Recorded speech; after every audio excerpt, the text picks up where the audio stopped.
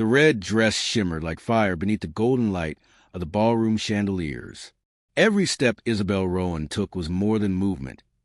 It was choreography, the performance of a woman who had learned to bend rooms and reputations with her presence alone. Chicago's most powerful show was not just another guest at the gala. She was the gala. She was the reason people came, the reason they stayed, and the reason they whispered long after the music stopped. The night itself bent around her. Conversations broke when she entered a circle.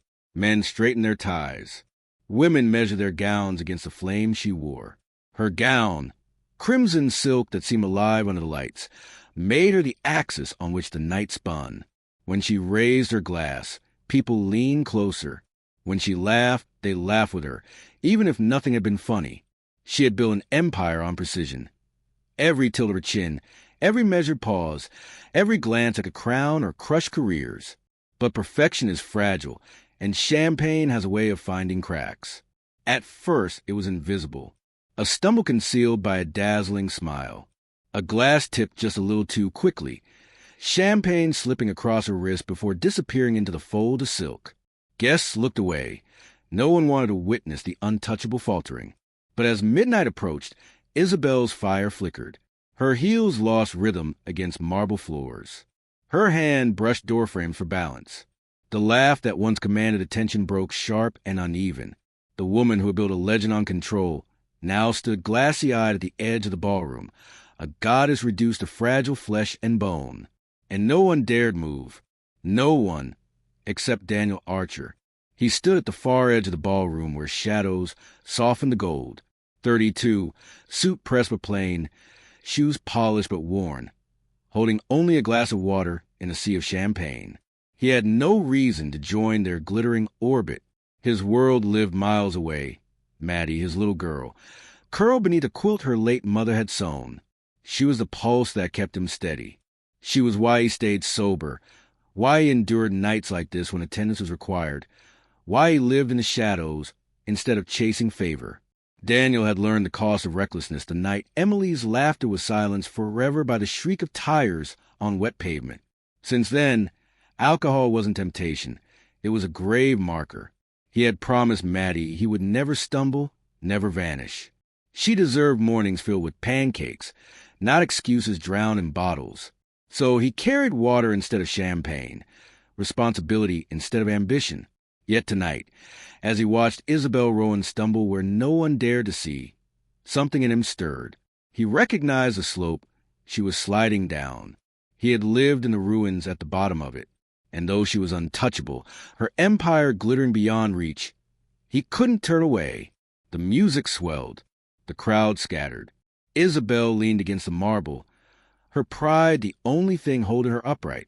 Daniel set down his empty glass, straightened, and crossed the space between them with deliberate steps.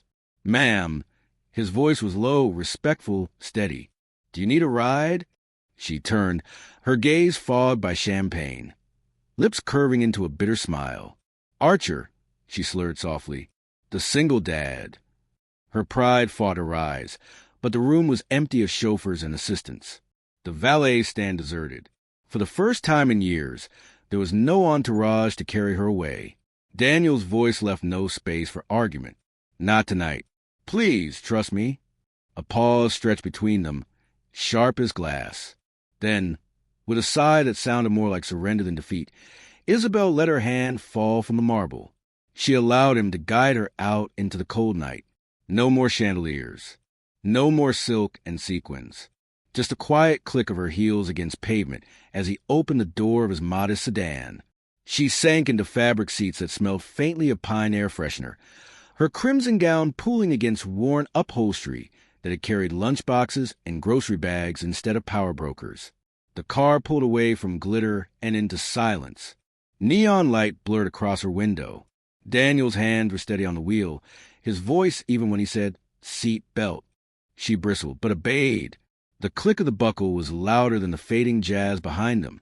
"Everyone thinks success is glamorous," Isabel murmured after a while, her voice softer than she had ever allowed it to be. "That power makes you invincible. But it's lonely. They don't see me. They only see the CEO." Daniel's grip on the wheel tightened. He waited before speaking, his words carrying the weight of years. Even the strongest have battles. Some just hide them better than others. Her eyes flicked toward him. And yours, Archer? What's yours? His jaw tightened, breath measured. I lost my wife. Drunk driver. Since then, my battle is making sure my daughter grows up safe, with someone who won't let her down. The truth cut through the haze sharper than cold air. Isabel blinked. The sharpness of his loss sobering her more than willpower ever could. For the first time, she looked at him not as an employee, not as a shadow at the edge of her empire, but as a man carrying his own unspoken empire of grief and love. She whispered, "And you carry that alone?" "It's not about me," Daniel answered. "It's about Maddie. She deserves steady."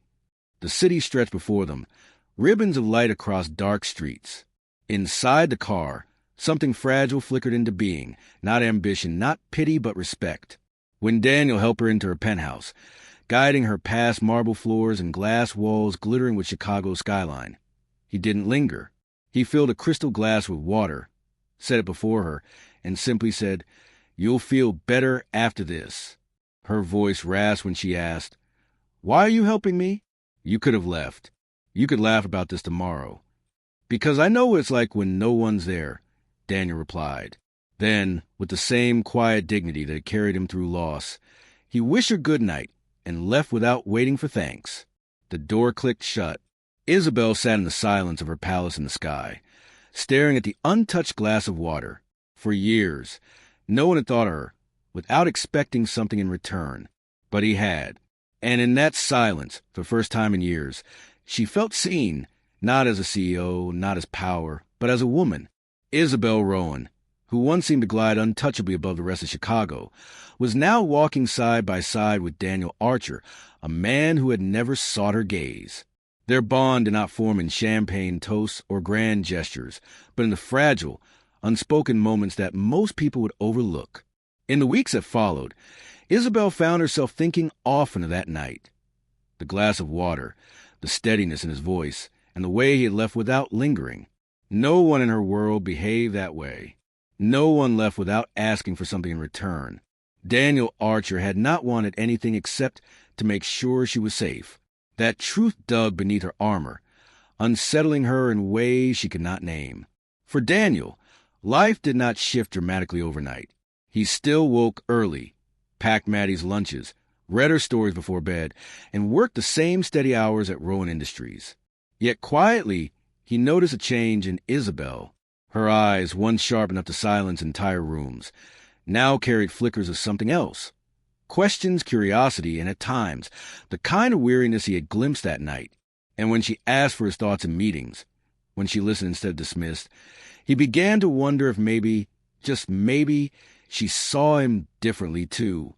One evening, as twilight draped the city in violet and rose, Isabel stepped out of her office to find Daniel gathering his reports.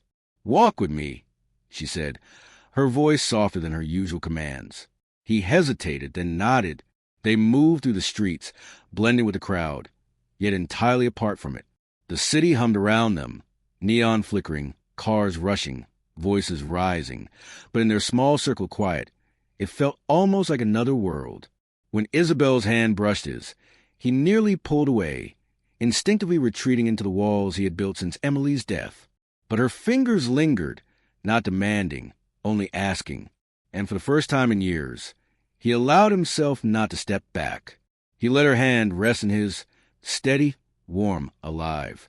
That small gesture cracked something open between them.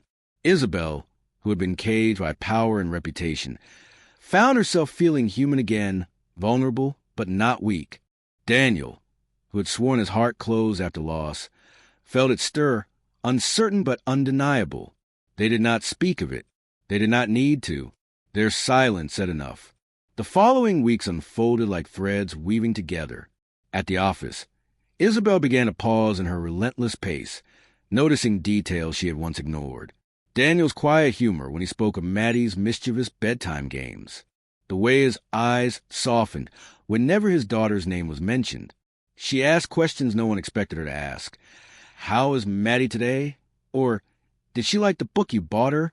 Her staff whispered, baffled by the CEO's sudden interest in her employee's family. But Daniel saw something they did not. He saw the woman behind the title, searching for connection. For him, it was not easy. Opening up felt like betrayal at first, as though letting someone in meant loosening his grip on Emily's memory. Yet Isabel never pushed. She listened, and slowly, Daniel realized sharing Maddie's laughter or his struggles did not erase his past. It honored it. One evening, as they left the building together, Isabel confessed quietly, "Sometimes I forget what silence feels like. My life is always noise, meetings, calls, dinners, expectations.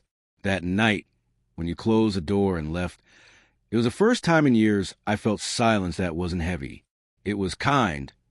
Daniel looked at her, really looked, and in her eyes he saw not the feared so, but a woman tired of standing alone. "Silence doesn't have to be empty," he said. "Sometimes it's where you find the things that matter most." Her breath caught, though she covered it quickly. She wasn't used to people speaking to her without calculation. But Daniel had no interest in calculation. He had Maddie, his daughter, his anchor. And Isabel found herself drawn to that steadiness like a moth to flame. The city moved on. The world turned as it always did. But something had shifted irreversibly. In the quiet bond forming between them, Isabel and Daniel discovered that hope did not always come in fireworks or headlines. Sometimes it came in the simple act of choosing not to walk alone.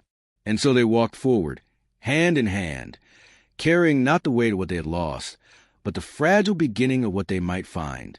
Because sometimes the most extraordinary stories don't begin in ballrooms of glitter and glass. Sometimes they begin with nothing more than a glass of water, a steady hand, and the courage to stay when everyone else turns away.